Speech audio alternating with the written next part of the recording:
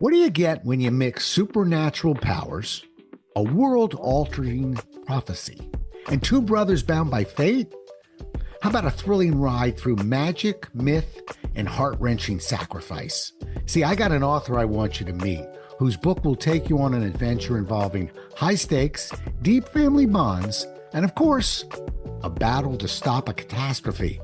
Stick around because you're not only going to learn more about her book, you're going to learn more about the writing journey this author took to create it.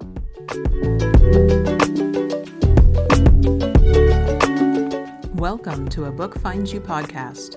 This week's guest is B.L. Mostyn. Join us as she shares the inspiration behind her book, along with her writing process, routines, and challenges. And now, here's your host, best-selling author, Rob Shawless.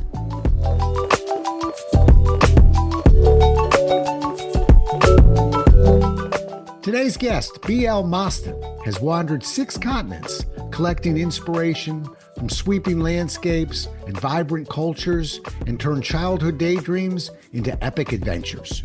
Her debut novel, Heroes of Another Age, kicks off the Guardian series, a magical saga born when she was just 13 years old. She now spins her tales from Maryland, where she lives with her husband, 2 kids, and a head full of shifters, gods, and mischief. Happy to have you with us, and welcome to the show, B. Thanks so much, Rob. I'm happy to be here. Good. A pleasure to have you here. Let's dive right in. So, as you know, the show's called A Book Finds You because it doesn't find us. How did this debut novel find you? Well, it really started with the body of the Guardian series. This prequel came much later, but as you said, I've been writing since I was 13. We've all had times in our childhood we, weren't the biggest fans of. My parents were getting divorced. We had just moved. I was just going into middle school. It was kind of a bumpy time in my life. So I wrote to escape and to fight my problems with swords and sorcery and just take a greater hold over my life and where I was. Yeah, and so this particular topic, for instance, could certainly see why you would want to kind of escape a little bit. But you wrote this particular book. When did you start writing the book? Let's go there. The prequel I started writing probably right around the 2000s. I had been writing the Guardian series. There will be 8 novels and 1 novella in between that I've already written, rewritten, have outlined. But I wanted to debut with the start of all things, the things that would kick off the whole series. But the prequel came much later in the process. Okay, and are these other books, I'm talking about this debut novel of yours, are these other books published? Do we have ISBN numbers on them? Nope. They are in progress, but they're all up here. They're all written out and flushed out, and the characters have growth and arcs, and I'm really excited to get to the rest of them, but I'm really proud of this first one. It was sort of on the back burner for a while, but it's really come into its full light now, into fruition, and I'm really excited for people to read it. Well, you should be excited. Welcome to the club. There's a lot of people who talk about writing, think about writing, plan to write, research to write. And then you join the club when you say, you know what, I got to get these things out of the head and on the paper. And there's some bumps and bruises along the way, but it's very hard to describe how joyful it is when you finally bring a manuscript in. So a hearty congratulations to you. And B, this isn't a small manuscript. I took a peek. I went to Amazon just to kind of look it over a little bit. 364 pages in this little manuscript that fell out of your head. Wow, that's not a small book. How long did it take you once you started getting pen to paper and said, all right, I'm serious now. This one's coming out? This one took me about a year and a half. Mm-hmm. I had the great idea that I would write this one and the first one in the Guardian series in tandem, thinking that I would release the prequel first and then put it on sale for free so I could launch the first one. And I had this whole marketing plan. And then COVID hit in 2019 and the world exploded, and everybody went inside, and I had to homeschool those 2 children you mentioned before. And I just decided I just want to get a book out. Yeah. So I, as soon as things started lighting up, the kids went back to school, I was able to really delve into it, finish it, polish it, get it through all the work.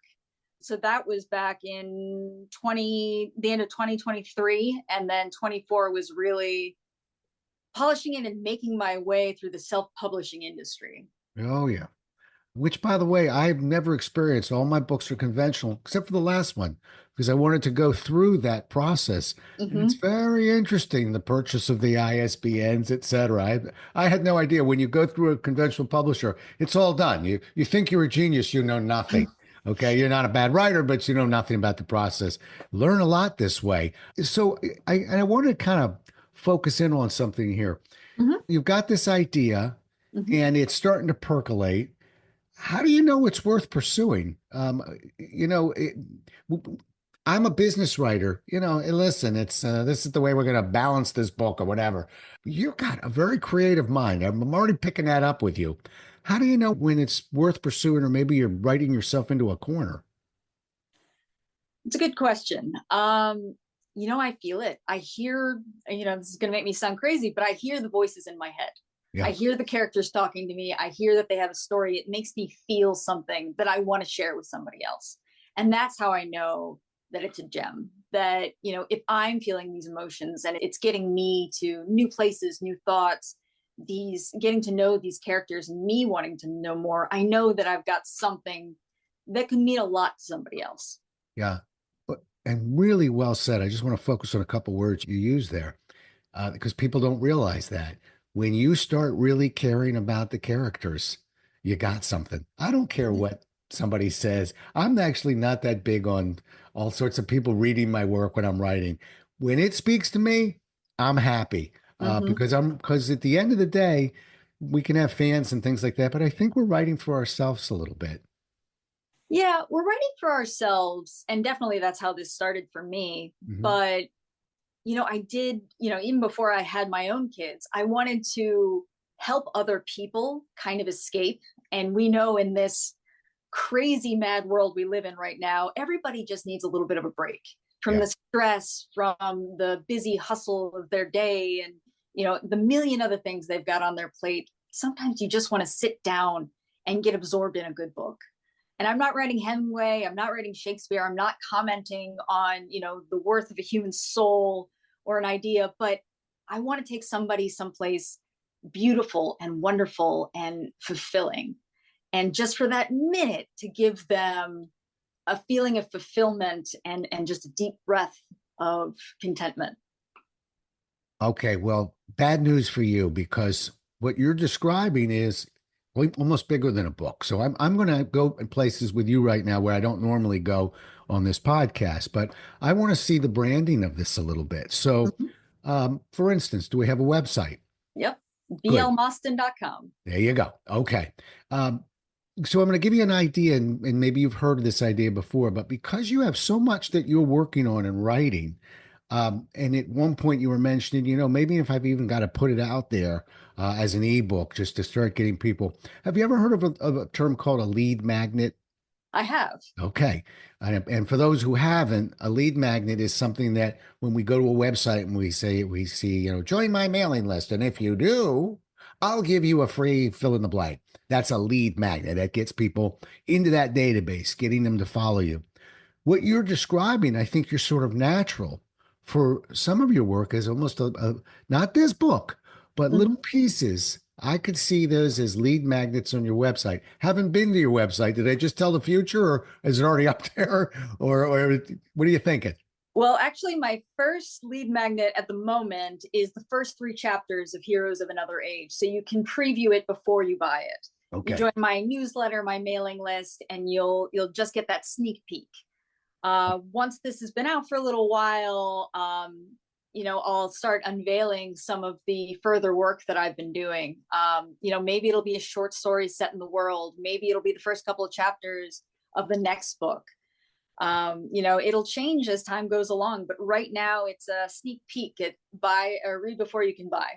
Oh, you know what? I did my snooping around about you, but I should have snooped to your website. Uh, but I'm impressed because I'm talking to authors that have 5 or 6 books out that have been at it for a long time. I'm still kind of giving them a nudge to get that website going. You've described, as I said, I'm writing for me. You said sweetly, yeah, me too. But Rob, I'm writing for other people too.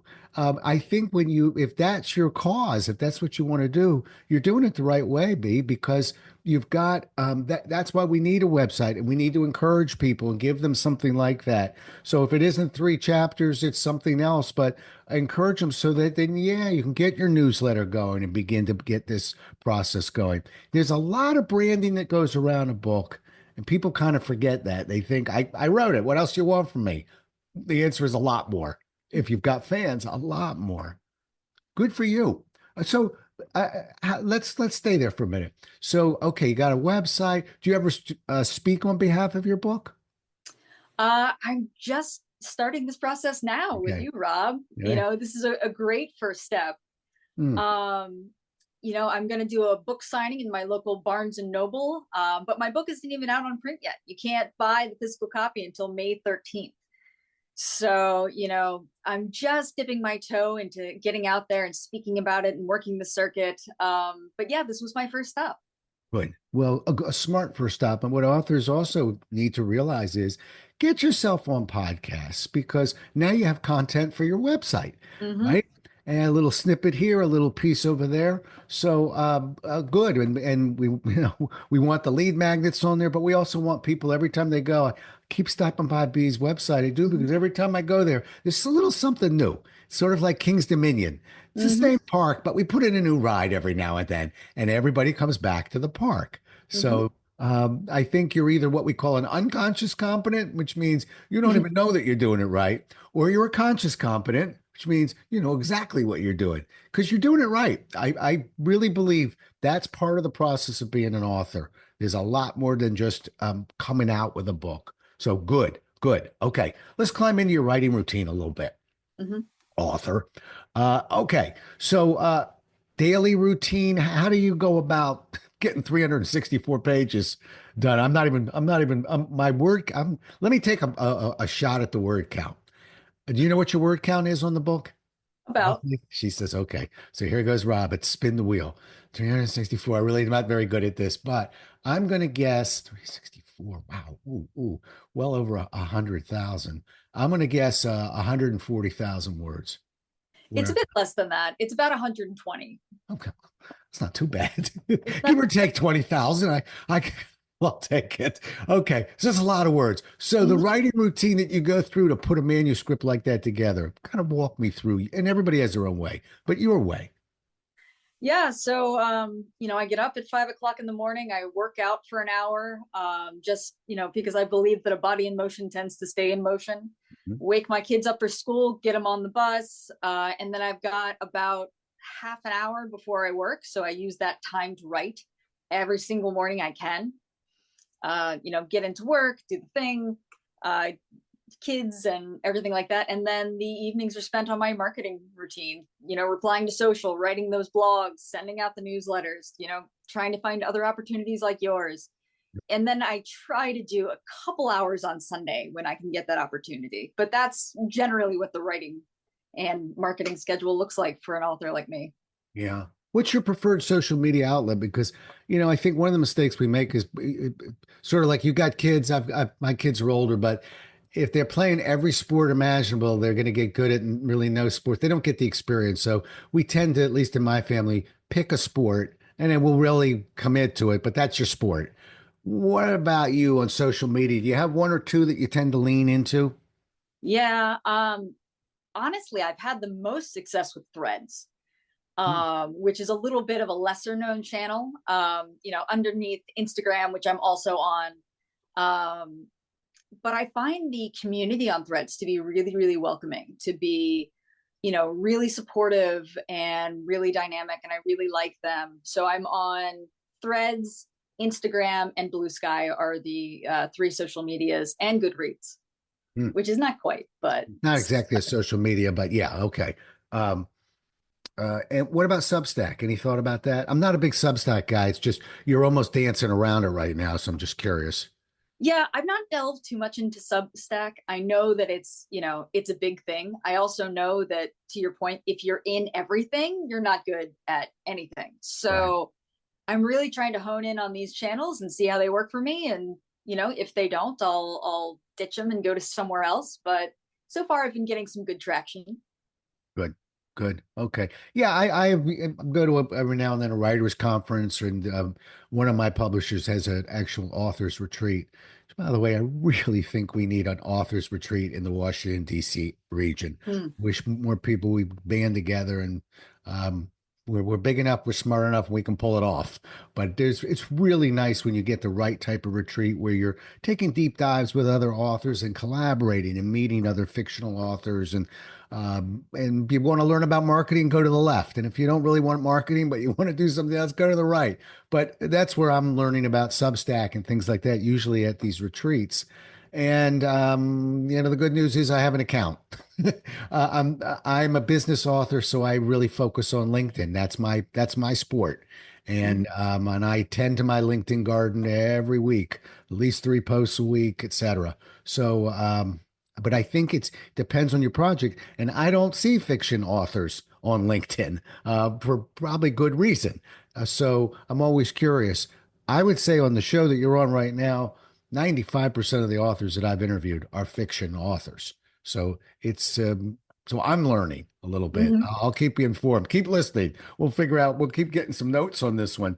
Uh, Long writing process for you. How do you stay motivated? Because I love it. It's part of who I am. It's part of my decompression and my escape still. So, like during all the craziness at work and, kids running around screaming and doing what they do and having run them here, there, and everywhere, writing is, how I take my deep breath and center myself. So I love it. Wow. Almost sounds like with you, it's a musical instrument, sort of an escape to play that instrument in a sense. Hmm. Um, and it's not patting myself on the back. It's not a bad analogy because I was a kid that never really fell in. I was given music lessons, but didn't fall in love with an instrument, so it was always a chore. Whereas one of my children really became a very good piano player, and the day that she crossed that line was when she went to the piano for comfort, to relax, and not because it was a chore. You're going to be a writer. It sure is nice if you can go to that instrument and look at it as a reward, not as a punishment. Absolutely. Mm, All right, let's talk about your marketing. You're a machine, you. Okay, you've got. How about the publishing side? Let's go publishing with you. Uh, you were coming into this new. Did you have a mentor? I mean, how did you choose the publishing process that you went through? So I actually heard some very terrible stories about traditional publishing, and I'm not going to, bash traditional publishing on here because what they do is great when they enable people to really get their word out there. And I mean, that's the most important part. But I actually went hybrid. So it's indie Hmm. publishing in that I put up all the money first. I had to do my own research, but there's a lot more control in the process. And so they guided me through some things. They, taught me about ISBNs. They taught me about going wide or Amazon specific, and they gave me that distribution platform. So I learned a lot from them. And I actually am in a critique group through the Maryland Writing Association, good friends of ours, who taught me a lot about even what a strictly indie publisher goes through, just an individual. And it's harder to get into the distribution system. It's much more it's much more arduous. And I've got 2 kids, I've got a full-time job, I'm moving houses in the middle of the summer, and I just didn't have as much time to dedicate. So a hybrid publisher really helped me get over that finish line and get it published and get it out there. Well, occasionally I mentor authors, and I mean this when I say it. If I had mentored you Mm-hmm. and listened to what you were doing and planning, I would have absolutely pushed you to hybrid. I wouldn't have put you. It's not that, but look, I just told you, I went through the self-publishing process, but I went through it with the full intent of creating a magnet and didn't want a PDF with a pretty picture on it. And so once you cross that line and you start going ISBNs, all right, you're in another arena, but distribution isn't critical for me on this one. Mm-hmm. Uh, you're an ambitious author. That's a good thing. And some people, writing it is enough. You want more. If I'm writing want more, I'm either going conventional, or if I think I can move a lot of books on my own. I know some very prominent professional speakers that will not go with a conventional because they don't want to give up 85% of the royalties on a book that they're moving. Okay. Mhm. The publisher isn't. And so if everybody knows, and I'm not bashing conventional publishers, but people know listening to the show, I have four different conventional publishers that I work with. But the dirty little secret is they do very little in terms of promoting your book. And it's nice to have their name on the imprint. And if it catches fire, they'll be happy to jump on that with you. But when you go hybrid, you're more in control of how you want that experience to go. And you picked up sort of your own private mentor at the same time. So I really think you did it right. Did somebody guide you or did you get lucky? Uh, like I've just done a ton of research. Good. I picked up people like Reedsy. I subscribed to Book Baby, who is the hybrid publisher I eventually went with. Every free podcast, every writing, I picked up craft and publishing and everything I could find.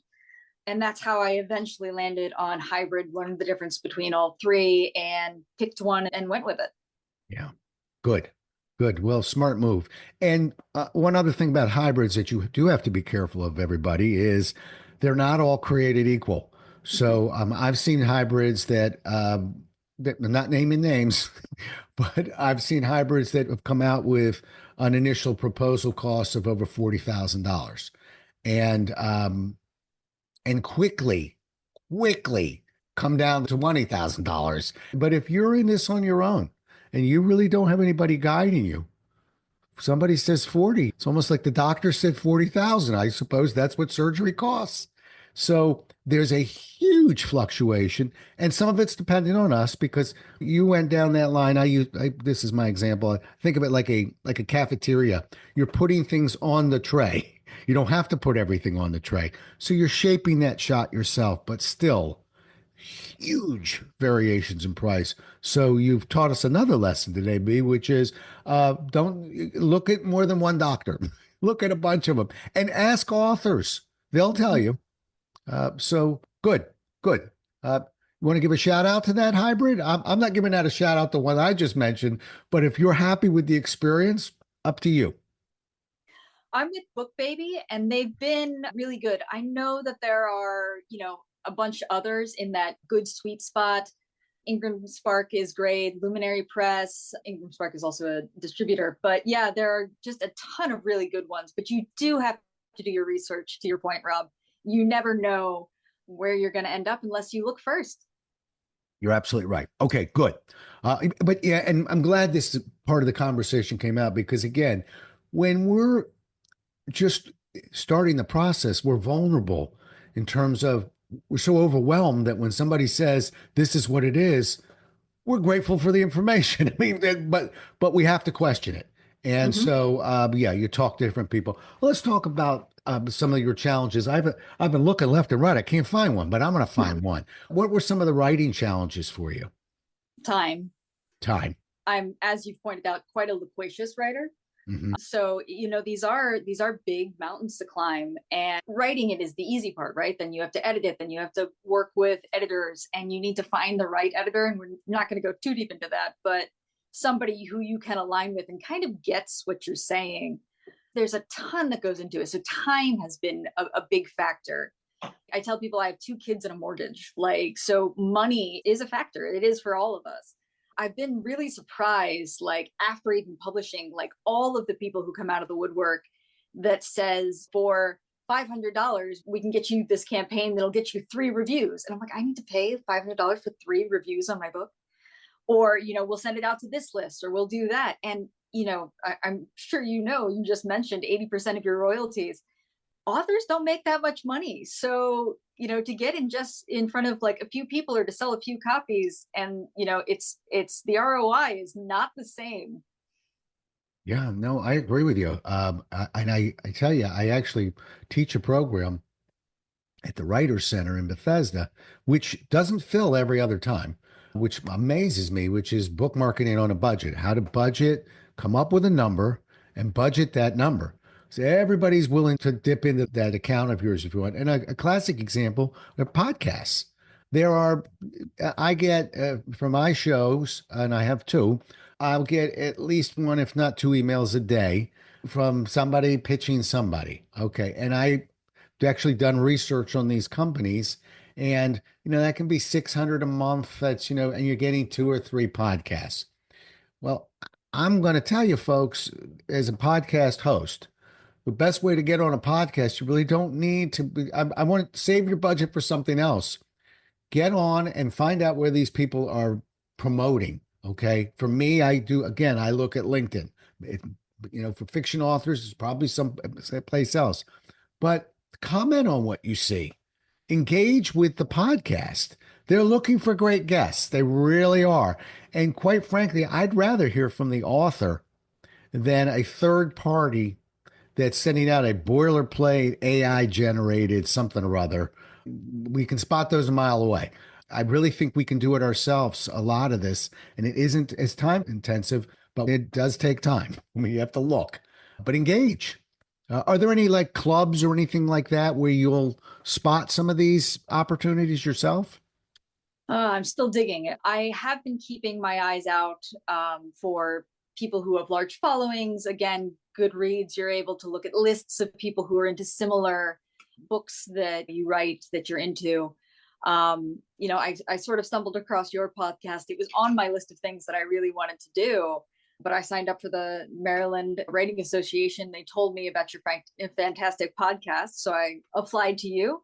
I will be looking for others, but like there's so much stuff that you need to do as an author, so much that you didn't see coming when you thought about it when you were a small child. Like, I want to publish a book one day. And 80 steps later, you Yeah. now own your own small business, essentially. Yeah. Yeah. That's it is. You're in business for yourself. I'm gonna teach you a quick lesson, and anybody who wants to listen can listen in. It's kind of a joke because you don't have a choice. But pay attention, folks. Let the dog be for a second. There's one particular place I happen to like called listennotes.com. Okay. And if you go to Listen Notes, you can start searching podcasts by genre. So now we're starting to kind of hone in. So we don't have to worry about Rob being a business author and B being a fictional author. All of a sudden, B's going in her area, Rob's going in his area. And now I'm starting to look at the success of the podcast, the size of it, because much like there's billions and millions and millions of books, there are, but 98% of them really aren't selling more than 200 or 300 copies. So let's deal with the same with the podcast. No podcast every minute. That's fine. Most of them do what's called pod fade. They'll go 5, 10 episodes. They'll be done. So look and see how many podcasts, and then listen to it and listen for the production value. And I'm going to give you a contrarian view on this real fast, and we'll get off podcasting. But the contrarian view is a lot of people say, well, I want one that's reaching, 10 million people, 100,000 people. All right, good luck. Try and get on that one. I would, if I'm UB, I'd look for one that has good production value. Sounds good. Host can put words together. The audio's clean because you're going to use this to promote. Now you've got some tools. Down the road, both of us will both be on the same call. We'll see if we can get on Joe Rogan or whoever. I don't know if I'm on Rogan's, but point being, somebody with 1 million listeners. Don't worry about the listeners. Worry about the production value. And if you're fiction, stay in fiction. There's tons of podcasts. I saw you nodding when I even went Listen Notes. Are you familiar with it? I'm not, and I Oh, completely appreciate this lesson. I'm going to do this as soon as this interview's over. I'm going to go online and check it out. good. And then when you come on this show, for people who haven't been on the show, B will tell you, Rob's a little bit of a pain in the neck because what I try and get my authors to do is write a hook. Okay. I know your bio. Tell me why we want to listen. Okay. And if you listen to the beginning of the show, you heard the hook for B's program. Now you have yourself a hook when you reach out to these. That take it from a host. The more work you do for me, more I like you as a guest. So all of a sudden I'm looking at B. She's got a hook for me. She's got a nice clean bio in 3 sentences. She's got the headshot, the book cover. Um, and then give me one link, maybe this one, where you've been on a podcast. And I say, oh, look at that. She puts her words together nicely. Love the book cover. Let's go. What else am I looking for? So get your materials together and then But let's roll. You'll be good to go. All right. We now return to A Book Finds You rather than a podcast finds you. And one or two more questions for you. What about some advice you might have for an aspiring writer who's listening in, going, "This sounds like fun, but I'm not sure I'm capable"? What would you tell them? Everybody's capable. Everybody's got a story. And the wonderful thing is that nobody can tell the same story. We each have unique points of view, unique experiences and circumstances, places that we've grown up, people that we've met. And so we can't write the same story. So you have a beautiful, unique story inside of every one of us that we can and should share. With you. I wrote that down, by the way. If you ever start your own podcast, I'm not sure if it's already taken, but everybody has a story. It's a nice title. Really is. Because you're absolutely right. Everybody has a story. Just like a book finds you. Any author will, most people don't go, "I don't know what you mean." They go, "Oh, how did it find me?" I'll tell you how it found me. And that's what makes it so personal for an author. All right, last question. I'll leave you alone. How about you evolving? I know that you've got so much in that head of yours. Are you finding that you're evolving as an author in any way? And if so, tell me how. 110%. Hmm. I told you in 2019, I had finally kicked this dream of publishing into full gear. When I was writing when I was 13, self-publishing was vanity publishing, and it wasn't real publishing back then. You weren't real unless you were picked up by a Penguin or a Random House. Over those years, you grow and you experience more and you meet other people and you travel the world and get inspiration. And then when you meet your first editor when you're 19 and in 2019, and they say, "I like it, but there's this and this and this, and you have to work on your dialogue or you have to work on this," then you start reading, craft books. I read Stephen King's, I've read Philip Pullman's book on dialogue and these sorts of things. And the next editor I talked to said, "Your dialogue is awesome. It's on point." So just the experience of writing and rewriting and listening to other experts and learning and listening to the people who you share bits and pieces and stories with, you do evolve. And so I've told you that I've written all these books before and I have them outlined. I'm going to have to write them again, which is why I don't have them in hand right now, because I've just learned so much from this prequel that it's just going to inform everything else that I write from here on out. And I evolve every day in every sentence. Hmm. Well, I want to tell you, author, if you write the way you speak, you're a hell of a writer. Thank you so much. Because what you have is passion, and truly, I can coach people, but that's a hard. We want you to show up with that one. You bring me passion, you bring me energy and enthusiasm. We can all evolve. We can all get there. As a matter of fact, we all have our own voice. So just because your voice may be different, when I say voice, your writing style, but gotta have the passion. You, my friend, have the passion. It's been an absolute pleasure talking to you. How do people get a hold of you? Go to my website, blmostyn.com. I've got a contact form there. You can sign up for my newsletter, see what I'm writing. I've got art on there. I've got stories, events, whatever you want. And I take suggestions. I take questions. I'm an open book. Yeah. So really, the website is the first place to go. You can also find my social on there. Yep. Good. All right, and what's the website name? blmostyn.com. blmostyn.com. Got it. Okay, good. Well, I'd go there for no other reason to get an education on how you might want to incorporate lead magnets and build yourself a website. And one thing we know about B is you better go back in 6 months, but 3 months, because it's going to be changed around. She's going to keep evolving. That's what we all need to do. I congratulate you on getting this book out. I think I'm looking forward to hearing about your launch party. You going to have a launch party for that one? I am. I'm so glad you brought that up. I'm actually doing a virtual launch party. Ooh. So, Rob, you're invited. Everyone on this podcast is invited. It's May 13th, the day my book comes out, 7 to 8 p.m. Eastern Standard Time. I'm going to have giveaways. I'm going to have Q&A with myself, another author friend of mine, and my 12-year-old daughter who also writes. So if you have any younger listeners out there who want to learn something from somebody in their age group, she's going to be on taking questions. We're going to do 2 signature cocktails, one for the older group, one for the younger group. I'm going to reveal my book trailer that I've been working on. I've got a bunch of surprises on it, so everybody is welcome. You sound like a grizzled vet to me. I'm going to actually look at that date. We'll talk when we finish this podcast, and I think I'd love to come to that and see how you're doing. And if people are listening right now, think about A, let's support this author, but B, on the selfish side, maybe you'll pick up an idea or two for your book launch. Because again, doesn't sound like B is just we're gonna launch it and I'm gonna talk about it. Sounds like a party. No, this one does not sound like that. So we'll think about May 13th. We'll go to the website and find out more about it. Absolute pleasure talking to you. Thank you so much for being on the show. It's really, I've learned a lot from you. Really.